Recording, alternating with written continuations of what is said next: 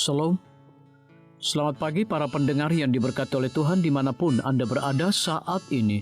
Kita akan sama-sama mendengarkan firman Tuhan melalui audio renungan pagi pada tanggal 22 Mei 2026 dengan judul Jemaat Saja Tidaklah Cukup.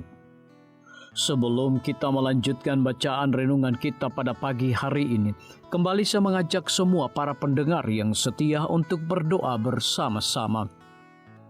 Bapa kami yang bersemayam di dalam takhta kerajaan sorga, terpujilah nama-Mu ya Tuhan pada pagi hari ini. Sebelum kami melakukan segala aktivitas pelayanan dan pekerjaan kami sangat rindu sejenak untuk merenungkan firman Tuhan. Terima kasih Tuhan Yesus, terima kasih Bapa yang baik. Dengarlah segala doa dan permohonan kami Tuhan, dan mau mengampuni segala dosa kami, karena kami sudah berdoa hanya di dalam nama Tuhan Yesus, Juru Selamat kami. Amin. Ayat inti kita terambil di dalam Kisah Para Rasul 16 ayat yang keempat.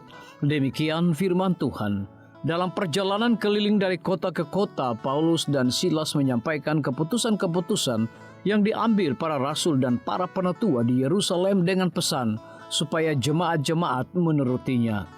Mari kita ikuti penjelasannya. Gereja Kristen mula-mula menemukan bahwa beberapa masalah sudah di luar wewenang jemaat setempat, sehingga diperlukan keputusan dari badan koordinasi yang lebih besar melalui satu sidang dalam Kisah Para Rasul 15, di mana para penatua dan rasul bertemu untuk memutuskan tentang bagaimana menyatukan jemaat Yahudi dan non-Yahudi ke dalam hubungan kerja. Majelis memutuskan untuk membuat badan yang dapat mengurus jemaat-jemaat. Umat Advent mula-mula juga menemukan bahwa mereka tidak dapat menangani semua masalah melalui tingkat jemaat setempat. Jika pada paruh pertama tahun 1850-an para penganut Sabat mendirikan bangunan di kantor di jemaat setempat, maka pada paruh kedua berfokus pada apa artinya bagi jemaat-jemaat untuk bersatu bersama. Setidaknya ada 4 hal yang akan memaksa para pemimpin seperti James White untuk melihat perlunya organisasi gereja secara lebih global. Yang pertama berkaitan dengan kepemilikan properti secara sah, terutama percetakan dan gedung-gedung gereja. Hal yang tidak ia inginkan adalah tanggung jawab kepemilikan properti percetakan atas namanya sendiri. Masalah kedua yang mendorong pemikirannya adalah soal membayar pendeta. Itu adalah situasi yang sangat sulit karena para pendeta penganut Sabat pada masa itu tidak melayani satu jemaat tertentu, tetapi berpindah-pindah dari satu jemaat ke jemaat lain seperti penginjil keliling. Dukungan bagi pendeta menjadi rumit karena orang Advent tidak memiliki prosedur, persepuluhan atau cara lain untuk mengumpulkan uang agar dapat membayar mereka. Masalah ketiga yang mendorong White untuk membentuk organisasi gereja yang lebih besar adalah soal penugasan pendeta. Pada tahun 1859, James menulis bahwa sementara komunitas seperti Bethel Creek seringkali memiliki beberapa pendeta, namun yang lain tetap miskin. Bahkan tidak mendengar khotbah atau kunjungan pendeta selama 3 bulan. Apakah ada yang suka atau tidak yang jelas pada tahun 1859, James White bertindak sebagai pengawas dalam penugasan dan pembayaran pendeta, meskipun tanpa struktur resmi apapun untuk mendukung pekerjaannya. Sistem seperti itu membuatnya rentang terhadap kritik mengenai salah urus dan penyalahgunaan dana.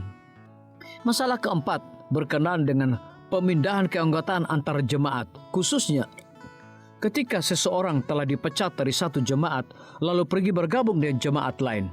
Gereja-gereja membutuhkan sistem dan ketertiban jika mereka ingin maju bersama-sama.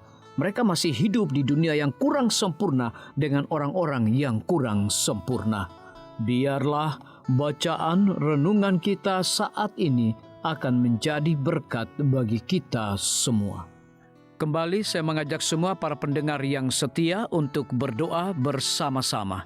Bapa kami yang bersemayam di dalam takhta kerajaan sorga, terima kasih Tuhan Yesus, oleh karena firman-Mu pada pagi hari ini memberikan berkat dan kekuatan rohani bagi masing-masing kami. Pada saat ini hamba berdoa untuk pemerintah kami, Tuhan memberkati Bapak Presiden bersama dengan wakil, para menteri dan seluruh stafnya, Bapak Gubernur bersama dengan wakil, Bapak Bupati bersama dengan wakil, Bapak Wali Kota bersama dengan wakil, camat dan seluruh stafnya, kepala desa, lurah, RT, RW, dimanapun mereka berada saat ini. Kiranya Tuhan lindungi mereka, pelihara mereka, curahkan hikmat dan pengetahuan sorga kepada masing-masing mereka, agar mereka dapat menjalankan roda pemerintahan boleh sesuai dengan amanah dan titah daripada Tuhan sendiri. Pada pagi hari ini kami juga berdoa untuk para tim medis. Tuhan berkati dokter, perawat, bidan, farmasi, nutrisionis. Kiranya hikmat dan pengetahuan sorga, roh dedikasi yang tinggi, roh kelemah lembutan Tuhan berikan kepada masing-masing mereka, agar mereka dapat memberikan pelayanan yang terbaik bagi setiap pasien yang membutuhkan pelayanan mereka setiap hari. Kami juga berdoa untuk guru-guru, kepala sekolah, siswa, mahasiswa, bahkan dosen di setiap lembaga pendidikan. Kiranya hikmat dan pengetahuan sorga Tuhan berikan kepada masing-masing mereka, agar mereka dapat mendidik setiap anak-anak untuk memiliki karakter Yesus Kristus. Hamba juga berdoa untuk TNI, Polri, PNS, wira swasta, petani, nelayan, ojek online dimanapun mereka berada. Kiranya berkat dan sukacita sorga Tuhan juga berikan kepada masing-masing mereka, agar mereka juga menjadi saluran berkat bagi sesama manusia. Para pendengar yang setia yang berulang tahun saat ini dimanapun mereka berada, biarlah dengan bertambahnya usia, mereka semakin hidup bersyukur dan berterima kasih kepada Tuhan setiap saat.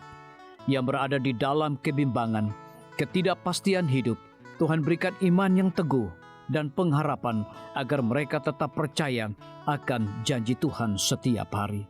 Terima kasih Tuhan Yesus, dengarlah segala doa dan permohonan kami Bapa, dan mau mengampuni segala dosa kami, karena kami sudah berdoa hanya di dalam nama Tuhan Yesus, Juru Selamat kami. Amin. Demikian firman Tuhan yang telah kita dengarkan. Semoga hari ini menjadi berkat bagi kita semua. Sampai jumpa, Tuhan memberkati.